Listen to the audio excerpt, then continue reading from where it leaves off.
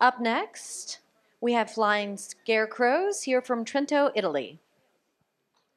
Welcome everybody. We are Flying Scarecrows from Italy, and today we want to introduce to you Lino. Lino is an Italian farmer and he lives in the northern part of Italy near Verona. Lino cultivates corn and some fruit trees. But last year he lost the 20% of his harvest due to bird attacks. But he is not the only one. At least 1 million agricultural businesses in Italy are facing the very same problem because birds attack corn, wheat, apple trees, peach trees, cherry trees, grapevines.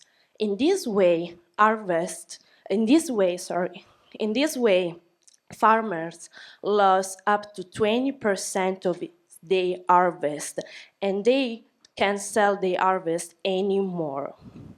So this is what happened in a developed country like Italy.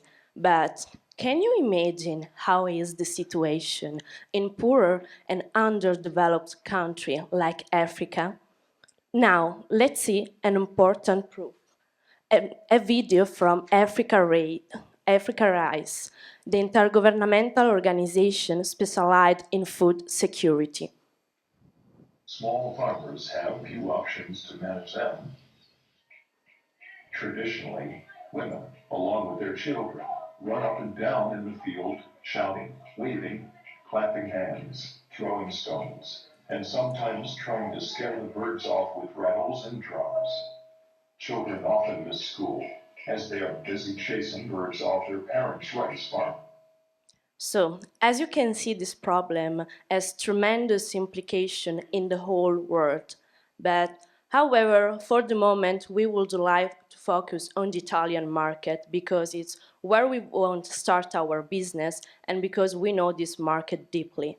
So now let's go back to our farmer, Lino. To solve his problem, he tried some of the available solutions on the market. First of all, air cannons. But unfortunately, they don't work properly because birds get used to the sound very soon and they come back in a few minutes. Then he wanted to try nets to cover his fruit trees, but they are too expensive, around 60K for 25 acres, and time consuming to set up, between 10 and 20 working days. Finally, Lino discovered drones, but unfortunately, the only available on the market need to be manually recharged. And this means that every 20 minutes, Lino has to stop his work, take the drone, plug it in, wait for it to complete the recharge, and then make it retake the flight.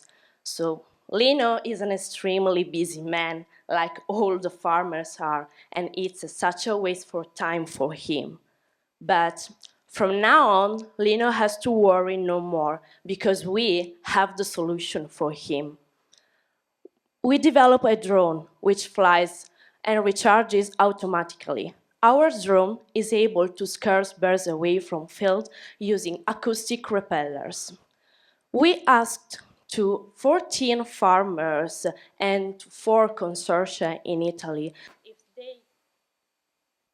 if they would like to buy our solution, and 8 out of the 14 farmers would like it, and also all the 4 consortia. So our product is accepted by the market. Now, let me to explain you our solution. Let's see how it works. Through our smart web application, Lino can easily set up the waypoint that will be covered by the drone. And he can do this from his own personal computer. In this way, Lino doesn't need to do anything anymore because the system will work automatically. So, since the main problem of all the available solutions is that birds get used to them, we combine 2 different methods to prevent this to happen. First, Acoustic repellers continually randomize the sound that reproduce distress call of birds and predators. Plus, every time it takes off, the drone will follow different paths through the waypoint. In this way, our solution is extremely effective because birds don't get accustomed to it. When the battery is low, the drone is able to come back on its own base station using a very high landing precision. First of all, he used the GPS to reach the area of the base station. Then it switched to visual recognition driving, targeting the center of the base station through its camera. And just landing on its base station, it starts recharging.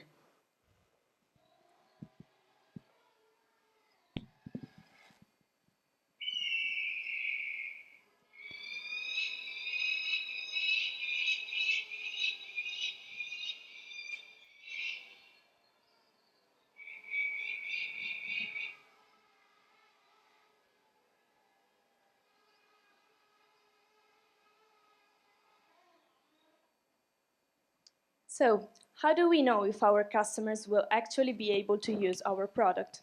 Well, you can ask Lino's wife. She tried our solution and she found out that the web application is very easy to use. And even though she's not very technology savvy, she had no problem at all to set up the waypoints on her field's map. So, why did Lino and his wife choose exactly us? Well, as you can see from this table, other drone-based solutions such as ProHawk and Rise Above are not as effective as ours because they are not randomized. Plus, they're not automatic in recharge, which means they are really time-consuming for farmers. Also, other sound-based solutions such as air cannons and loudspeakers are not as effective as well because they do not move, so birds are not so scared from them. So our solution solves both problems. It is automatic, so it does not waste farmers' time, and it is random, so it is way more effective. So also, our drone is the first one that works as a scarecrow in the whole European market. So what about our business model? We will sell the drone together with the base station that recharges it and the software that allows all the behaviors of the drone. And we already designed the artificial intelligence for the automatic flight and landing, the recharging base stations, and the web applications. The hardware components of the drone, instead, will be manufactured by Mavtech. Mavtech is an Italian firm which is specialized in drones production. And they will also take care of the approval of our drones by the National Civil Aviation Authority, which of course is very important. Italian farmers usually go to buy their supplies at consortia, which are cooperative organizations of farmers. So we plan to partner with these consortia in order to have a direct marketing channel through which we can reach our customers. So first of all, we will partner with Agri Nord-Est, which is able to reach more than 60,000 customers in the northern Italy, which is where we want to start our business. So Lino will be able to discover our drone at Agri Nord-Est. He can order it there, and then we will ship it directly to him and all the other farmers like him. We will pay a 10% commission to Agri Nord-Est for the marketing service. So what about our next steps? First, we still need a few months to refine the software, and during this time, we will apply for a patent. At the beginning of 2018, we will start a pilot project to produce the first 10 drones and base stations. And after that, we will be ready to make a bigger investment and to start large-scale production. So we calculated that in order to reach break-even point in 3 years from the moment of the investment, we would need to sell only 300 drones, which is just 0.5% of our potential market. So as you can see from our cash flow, we are needing 60K to start the pilot project, and then we will invest another 500K. So concerning the pilot project, we would use 30K for outsourcing the hardware component of the drone. And then 15K will be needed for marketing, and 12K is what we need to apply for the European conformity regulation. So now let me introduce you the Flying Scarecrows team. Egle and me are business students with experience in innovation management, while Andrea, Giorgio, Marco, and Sofia are students from the European Institute of Innovation and Technology. And each of them is specialized in a specific aspect of the digital field. So to give to our project even more solid foundations, we can count on the support and consultancy of an amazing network, which includes Hub Innovation Trentino, which is a catalyst and accelerator of innovation in our region. Then the EIT digital community is also helping us, and it represents the biggest European project for development of innovation. And finally, we can count on the consultancy of several experts in very different fields. So, and I wanted to show you our prototype. Thank you very much for listening, and we are here to answer all your questions.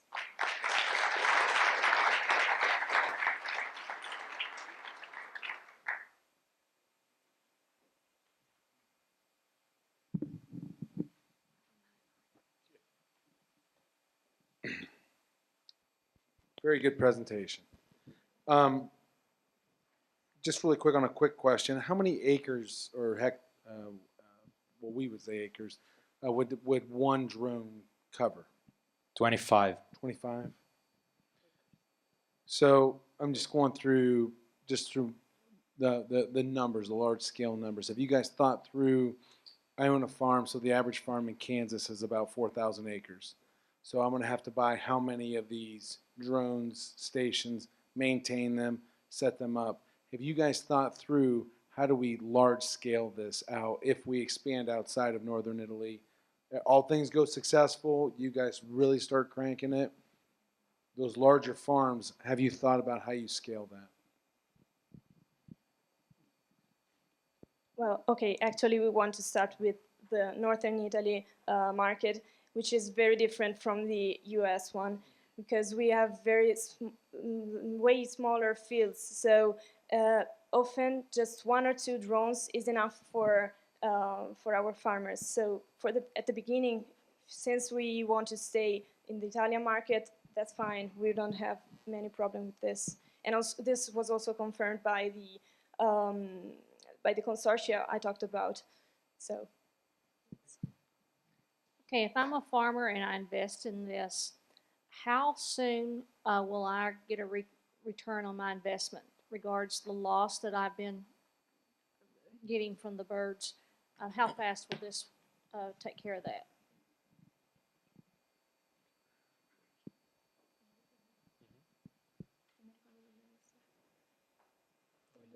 No.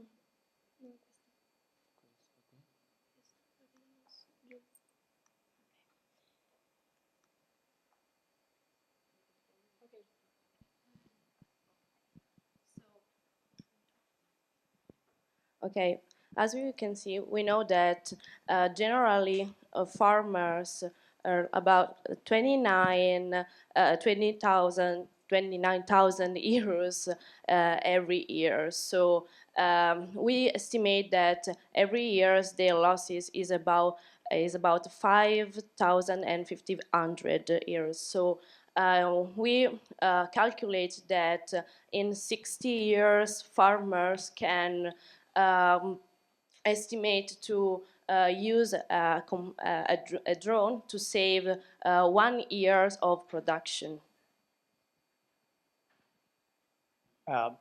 Question, great presentation. Couple of questions. What's the durability and functionality of it? You showed a video of so many crows or birds flying. If somebody hits that, is it going to break? So what's the cost? Like, farmers can buy another one? Are you giving some kind of like maintenance service or replacement?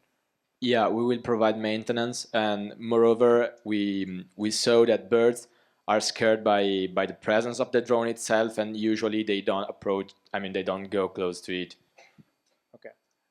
And the second question is, are you be able to collect at some point other data points because precision agriculture is becoming very big. So I assume like farmers will be flying like a bunch of these drones for other data points. So you think that you can manage to collect other things as well, just because you're already using a drone? Sure. We thought about that, but at the beginning we decided to start with this business, which is basically scaring birds. And maybe in the future, if we will see that the market wants it, we are gonna expand our application. Also, because we actually discovered that in Italy especially, drones in the agricultural industry are growing so fast, and there are so many different uses that we could actually exploit. So okay, first we will start with this thing so that it's quite simple and we can manage it even though we are just a startup, and then we can expand and add features to our drone for sure. So the major advantage here is that it is automatic to charge it. Yeah, sure. Okay. Yeah, I mean, and not only in the recharge, but also in the flight. Yeah, the main point is that the farmer does not have to worry about it like ever. So it just sets up the waypoint, and then the drone works by itself. Where are you in testing that in the field? I mean, do you have a sense of how many flights this can make before you have a failure of some sort? How much actual maintenance is going to happen over the course of a week or a month? When do you think you're going to have that kind of data to look at? Well, we saw that these kind of drones are pretty resilient, and moreover, the ones we are gonna have thanks to Mavtech will be even more, robust and whatever. And the only thing that has to be changed is the battery, and because it is a lithium battery, and after a while, it must be, changed. And basically we estimated that is the only thing we have to do, except from unpredictable events. But the cost of the battery is extremely low, less than 50 euros. And also the idea of making this pilot project before the start the bigger production is also to test this kind of thing, to have more data about how much maintenance should it need, and so on. Right. I mean, that's sort of the point. I think is in the field. It's raining sometime. It can be very windy. If that thing misses the platform, somebody's got to go out and set it up. The platform's going to be degraded by weather. That I think is I think important, because it adds to like what is the level of maintenance, or that is it Lino?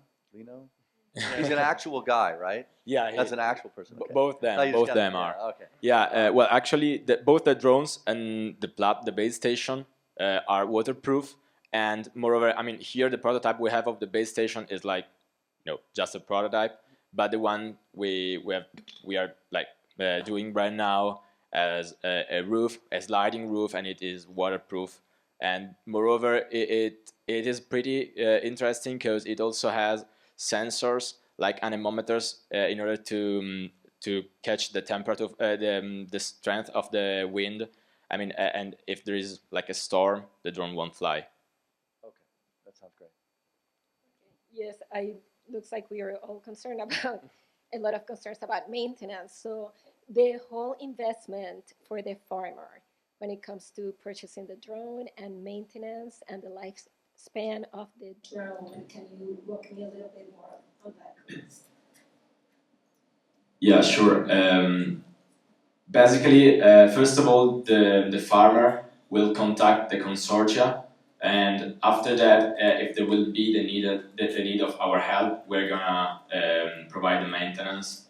And I mean, depending on which kind of work we will have to do, I mean, there will be different prices, of course. Yes, but do you have numbers on those, on the cost for the farmer at this point? No, we will collect those data from the pilot project. Okay. And then you said that you needed 60,000 to begin with? Yes. And then that you would need an additional, so do you have 2 layers of investment that you're planning? I thought I heard 2 levels of investment, one of these 60 grand and then the other one?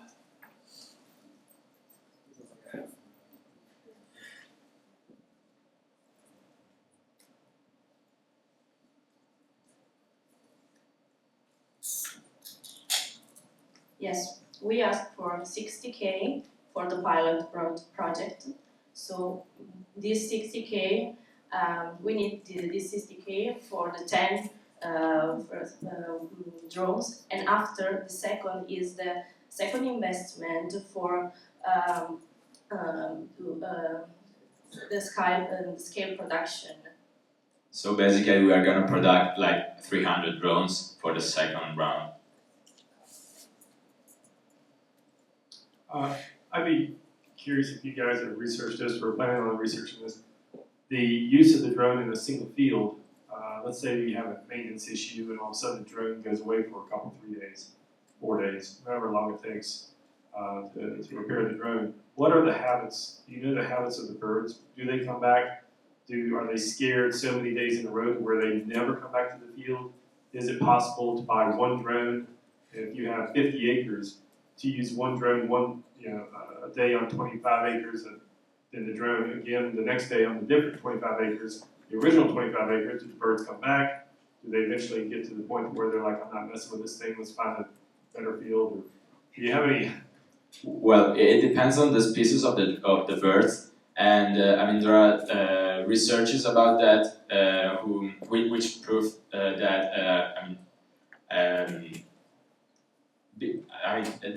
the different species have different behaviors and different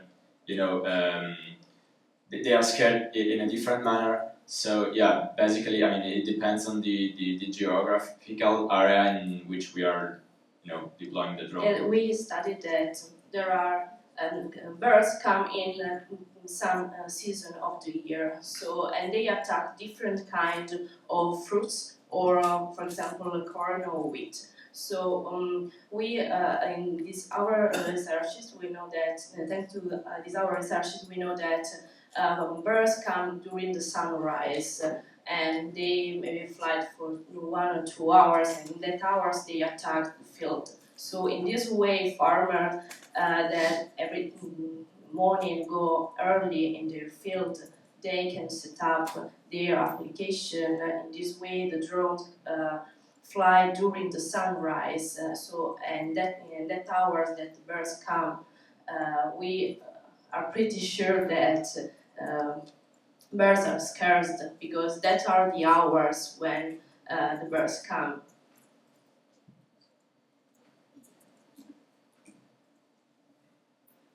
Okay, quick online question. In the U.S., drone requires an active pilot to monitor and cannot be autonomous. Is that not a regulation in Italy? Well, the regulation is slightly different, and it depends on the various stages. Actually, in Italy, there should be the pilot in a radius of 500 meters, and but once he has pressed the button to let the drone fly, I mean, the only thing that matters is that the drone has to be in this radius of 500 meters, even if the farm is not. And also, it must always be there. automatically, not autonomous. Exactly, and this difference is pretty important. Thank you. Thanks to you.